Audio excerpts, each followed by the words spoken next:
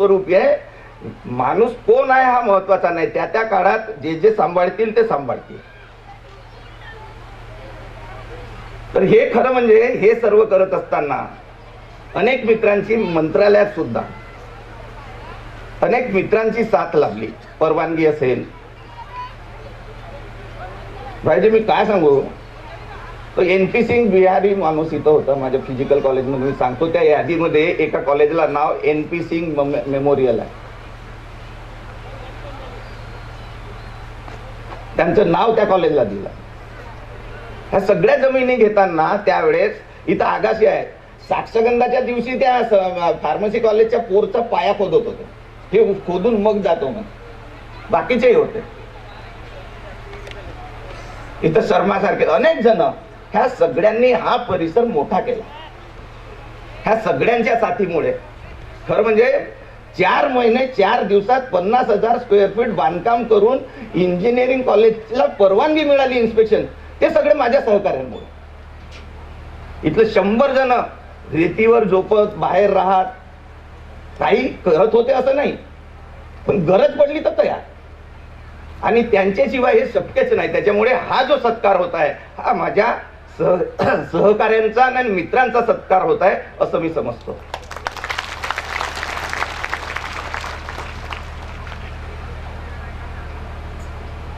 आता एकांचा उल्लेख राहिला माझ्या पत्नीचा. 51% वाटा माझ्या जीवनात त्यांचा आहे, माझा 49%. शेअर 51% त्यांच्याकडे आहेत. आणि माझ्यासारख्या संतापी माणसाला सांभाळलं हे फारच मोठं काम.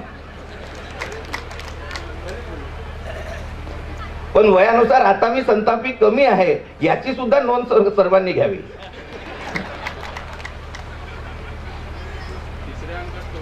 तिसऱ्या अंकात कमी आहे. पण हे सर्व करत असताना माझ्या कुटुंबाला त्याची झड पोहोचली. कुटुंबाकडे लक्ष देता आलं नाही. मुलं सैनिकी शाळेत शिकले, बाहेर शिकले, परदेशात शिकले. जास्त झड मुलीला पडली. पण एक गोष्ट सांगतो की त्या संघर्षातून त्यांनी प्रयत्न करून स्वतःचं अस्तित्व निर्माण केलं, ते सक्षम झाले. मी एक गोष्ट सांगतो फुलपाखराची, की एक शिक्षक विद्यार्थ्यांना शिकवत होता आणि सांगितलं की हे सुरवंट आहे तो कोशाच्या आत, त्याच्यामध्ये फुलपाखरू राहते. पण 1-2 तासांनी फुलपाखरू त्यातून बाहेर निघेल आणि तुम्ही काहीही करू नका, मदत करू नका. जसं अंड्यातून कोंबडीचं पिल्लू निघते तसं त्या कोशातून सुरवंटातून ते फुलपाखरू बाहेर पडते. 2 तत्ती घटका आली, फुलपाखरू बाहेर निघत होतं.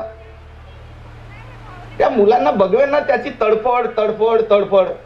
त्याला मदत करायची. त्यांनी सांगून गेले होते शिक्षक की तुम्ही त्यांना काहीही मदत करू नका. आणि त्या विद्यार्थ्यांनी तो जो सुरवंट होता त्याला मोठं केलं, फोडलं आणि फुलपाखराला बाहेर येऊ दिलं. थोड्या वेळाने बाहेर निघाल्यानंतर फुलपाखरू उडायला पाहिजे. त्यांनी तडफड तडफड केली पण तो मरण पावला. शिक्षक आले, त्यांच्या लक्षात आलं त्या सुरवंटातून बाहेर पडताना जे प्रयत्न करतात त्यामुळे त्यांचे पंख अधिक सक्षम आणि विकसित होतात. हे मदत केल्यामुळे विकसित झाले नाही, त्यामुळे तो उडू शकला नाही आणि तो मरण पावला. त्यामुळे प्रयत्न केल्याशिवाय तुमचं सुद्धा व्यक्तिमत्व विकसित होणार नाही. And success there is no tonic like success. एकदा सक्सेस मिळालं की कॉलर टाईट होते, पुढचं काम करायला आपण रेडी राहतो. इथे आयोजित सोहळा म्हटलं म्हणजे माझी 60 वर्ष, संस्थेची 25 वर्ष, मग शिक्षकेतर कर्मचारी, मग मित्र, माझे नातेवाईक आणि माझी पुढची वाटचाल. त्या सगळ्या प्रक्रियेत शिक्षक हा महत्वाचा घटक आहे. आणि शिक्षक, आता मी ते भारदे साहेबांचा मी परत नेहमीच उल्लेख करतो. भारदे साहेबांचा विचार असे होते की शिक्षणाबरोबर श्रम करण्याची सवय असायलाच पाहिजे. पण आज शिक्षण जास्त असलं की श्रम करायला, काम करायला लाज वाटते. हुशार करण्यापेक्षा विद्यार्थ्यांना चांगले करावे आपण फक्त शिकवतो, मेरिट मध्ये आणतो, पण तो चांगला व्यक्ती आहे का? स्मरणशक्ती बरोबर सृजनशक्ती, क्रिएटिव्हिटी यावर भर दिलाच पाहिजे. आणि श्रम प्रतिष्ठा, शील प्रतिष्ठा, ज्ञान प्रतिष्ठा, सेवा प्रतिष्ठा यातून सुसंस्कृत माणूस तयार होतो. याबद्दल एक शिवखेराच्या पुस्तकात गोष्ट आहे. एक मुलगा होता, तो चोऱ्या करायचा. एकदा पकडला गेला, कोर्टात त्याला सजा झाली आणि त्याला भेटायला आई बाहेर होती. तो मुलगा बाहेर पडला तेव्हा आईला बोलवलं, जरा जवळ ये, तुझ्या कानात मला काही सांगायचं आहे. आणि आई जवळ आल्यावर तिच्या कानाचा चावा घेतला. आई दचकली. आई म्हणे, मी वारंवार चोऱ्या केल्या, आज पकडल्या गेलो. मी पहिली चोरी केली तेव्हा अडवली असती तर अडवलं असतं किंवा मला शिक्षा केली असती तर आज तुरुंगात जाण्याची वेळ आली नसती. आज समाजात चांगलंही आहे, वाईटही आहे. पण आपली मुलं आता सध्या काय करतात याकडे समजा नजर नसेल तर मुलांना आज वाकड्या मार्गाने जाण्याची शक्यता नाकारता येत नाही. त्यामुळे शिक्षकांबरोबर पालकांचीही जबाबदारी आहे. त्यामुळे इथं काही पालक आहेत, त्या सगळ्यांना मी विनंती करेन की शाळेत जेवढा वेळ मुलगा असतो त्याच्या दुप्पट वेळ हा घरी असतो आणि त्यावर आई वडिलांचं नियंत्रण असणं, लक्ष असणं हे अतिशय गरजेचं आहे. विद्यार्थी मित्रांना मी काय सांगेन, ग्लोबल कॉम्पिटिशन आहे. माझी तिन्ही मुलं हे सगळे परदेशात राहिलेले आहेत. मुलगी इंग्लंडला आहे, 10 वर्ष झाली. 10 वर्ष झाली माझा मोठा मुलगा इन्फोसिस मध्ये आहे. लहान मुलगा अमेरिकेत शिकला. हे खेड्यातून मी आलो, माझी मुलं इथपर्यंत गेली. आपल्या शाळेतील विद्यार्थी असा का होऊ नये हे शिक्षकांनी समजायला पाहिजे. की मग ह्या शाळेत आपण शिकवणार का? आपल्या शाळेत आपण आपली मुलं शिकवत नाही अशी स्थिती आहे. मी अनेक दिवस मी आता एक गोष्ट सोपवतोय. इंजिनिअरिंग कॉलेज सोमदत्तवर, इकडलं लोकनंद, अमुक्यावर अमुक कॉलेज, शाळा असं सोपवताय. एक दिवस मी आलो बऱ्याच दिवसांनी, इथं पाहिले इतके विद्यार्थी होते, 500-600 विद्यार्थी. म्हटलं हे कुठले मुलं आले? म्हणजे आमच्या एसीबीसी शाळेचे. कुठे बसतात? बसायला जागा नाही. म्हटलं हे काय प्रकार आहे? इथं नितीन गडकरी आणि देवेंद्र फडणवीस आले होते प्रचाराच्या वेळेस हेलिकॉप्टरने. धड जायला रस्ता नाही. म्हटलं हे असं चालणार नाही. समाज पैसे द्यायला तयार आहे, पण त्याच्या मुलांना उत्तमात उत्तम शिक्षण मिळालं पाहिजे आणि हे आपल्या संस्थेचं कर्तव्य आहे. समाजात विषमता आहे आणि ती विषमता दूर करण्यासाठी आधी आपण समाजातील जी कमजोर मुलं आहेत त्यांना पुढे आणली पाहिजे. महाभारतातील यक्ष आणि धर्मराजाचा संवाद माहीत असेल, त्यांचे जो काही संवाद असेल मी खोलात जाणार नाही. पण यक्षाने प्रश्न विचारलं, भीमाने उत्तर नाही दिलं, अर्जुनाने नाही दिलं उत्तर, नकुलाने नाही दिलं, सहदेवाने ठरल्याप्रमाणे ते मरण पावले. मग धर्मराज आले, त्या यक्षाची सर्व प्रश्नांना यक्षाने उत्तर दिलं. मग ठरल्याप्रमाणे त्यांनी विचारलं का यक्षाने की आता कराराप्रमाणे तुमच्या सर्व भावांना जिवंत करायला पाहिजे, पहिले कोणाला जिवंत करू? एखादा नेता असता तर पहिले माझ्या मुलाला करा असं म्हटलं असतं. धर्मराजाने म्हटलं सर्वात लहान सहदेव आहे, त्याला पहिले उठवा, नंतर नकुलाला उठवा, नंतर अर्जुनाला उठवा. भीम तर सक्षमच आहे, थोड्या वेळानं तो स्वतःच उठेल.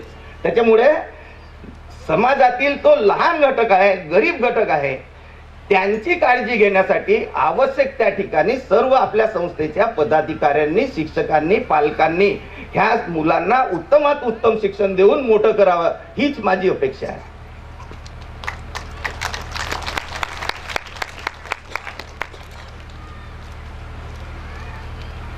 इथं सत्काराचं उत्तर द्यायला आलो. सत्काराचं उत्तर काय देणार? मी सांगितलं का हे माझं एकट्याचं नाहीच, हे टीम वर्क आहे आणि हा मधला पडावा. पण तरी पण आम्ही हे जे काही करतो, भाईजी करतात, समाजसेवक करतात किंवा नेते करतात, हे स्वतःसाठीच करत नाही. मी एक सांगतो, आता नाव नाही सांगत, डिस्क्लोज करण्याच्या अटीवर बोलतो. एकाने तर सांगितलं ब्रह्मानंद हे बेड पॅन मधलं श्रीखंड आहे, हे जे राजकारणात पैसे मिळतात हे बेड पॅन मधलं श्रीखंड आहे. तर मी नाव नाही सांगत. इतक्या भाषेत भानुदासजी तुम्ही ओळखता, तुम्ही समजलं. असं असताना पण का करतो? आम्हाला तसं करण्यात आनंद मिळतो. तसं करत असताना आम्ही कामात व्यस्त असतो. तसं करत असताना आम्ही पुढच्या पिढीसाठी काहीतरी करून ठेवायचं ह्या इच्छेने आम्ही काम करतो. म्हणून ह्या ज्या संस्था, हे जे समाजकार्य किंवा हे जे काही कोणी करत असेल, माझ्यासारखे अनेक जण काम करणारे आहेत, हे पुढच्या पिढीसाठी पूल बांधून ठेवतात ज्यावरून लोक जातील. मी अधिक फार काही बोलत नाही. मला यापुढेही माझ्या मोठ्यांचे आशीर्वाद प्राप्त होत राहोत, लहानांच्या सदिच्छा प्राप्त होत राहोत आणि माझ्या सहकाऱ्यांचे सहकार्य कोऑपरेशन प्राप्त होत राहोत, हे ईश्वरचरणी प्रार्थना करतो आणि माझे 2 शब्द संपवतो. जय हिंद.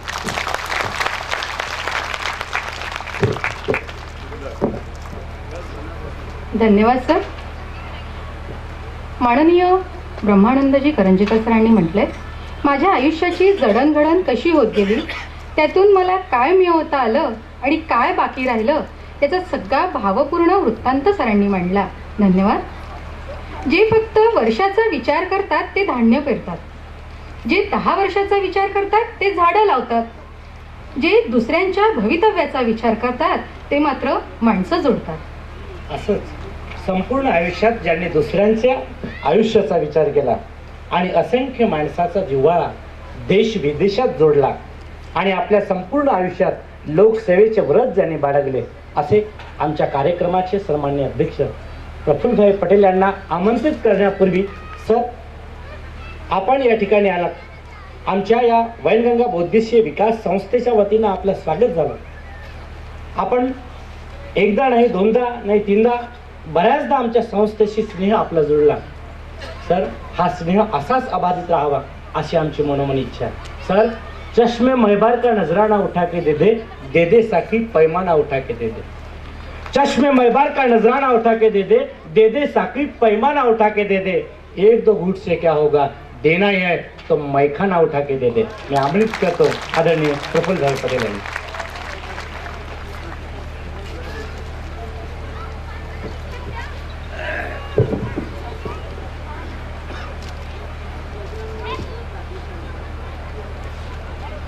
माझे मित्र आणि वैनगंगा बहुउद्देशीय शिक्षण संस्थेचे संस्थापक,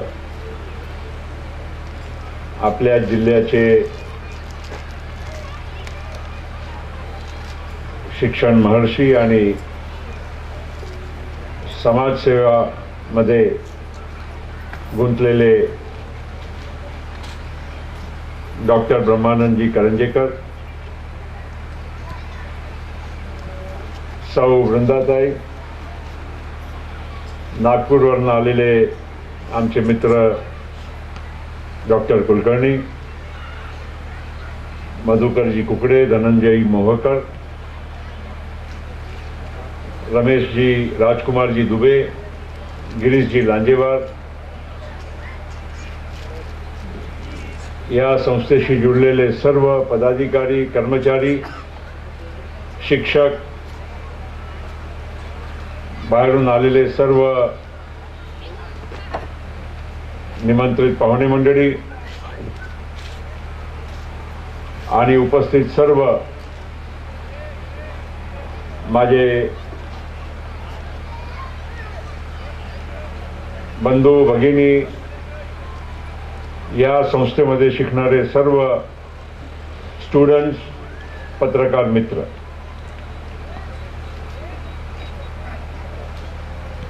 एका व्यक्तीच्या 60 वर्षाचा पडाव, 60 वर्ष देखते देखते निकल गए. ब्रह्मानंदजीची आणि माझी ओळख जवळपास 40 वर्ष झाले असतील. गोंदिया शिक्षण संस्थेमध्ये तुम्ही त्यावेळीस गोंदियाला लेक्चरर होते आणि मी पण त्याच काळाच्या दरम्यान मी मुंबईवरनं वापस गोंदियाला राहायला आलो. गोंदिया शिक्षण संस्थेच्या कामाची देखभालची थोडीफार सुरुवात मी केली होती आणि तिथून आज त्यांच्या हिरक महोत्सव सोहळ्याच्या एक अध्यक्ष म्हणून आपण मला इथे निमंत्रित केलं. ब्रह्मानंदजीच्या जीवनाचा एक पूर्ण इतिहास आपल्याला सगळ्यांना अनेक वक्त्यांच्या माध्यमातून, त्यांच्या मानपत्राच्या माध्यमातून हे इथे आपल्याला जाणकारी मिळाली. पण निश्चित कुठल्याही व्यक्ती एक बुद्धिमत आणि त्यांच्या परिश्रमशिवाय आणि त्याचबरोबर त्यांच्या कुटुंबियांच्या साथशिवाय, त्यांच्या वडील आणि किंवा वडीलधारी मंडळीच्या आशीर्वादशिवाय आणि सर्वात मोठी गोष्ट त्यांनी सांगितली त्यांच्या सहकार्यांच्याशिवाय, संस्थेमध्ये काम करणारे सर्व माझे सहकारी आहे या भावनेतून जे त्यांनी उद्गार व्यक्त केले, खऱ्या अर्थानं ब्रह्मानंदजी जे काय आज आहे या सर्व लोकांच्या एक प्रेमा आणि एक आशीर्वादामुळे आज ते एक वजनदार आणि एक समाजामध्ये एक थोर व्यक्ती म्हणून ते आज ओळखत आहे.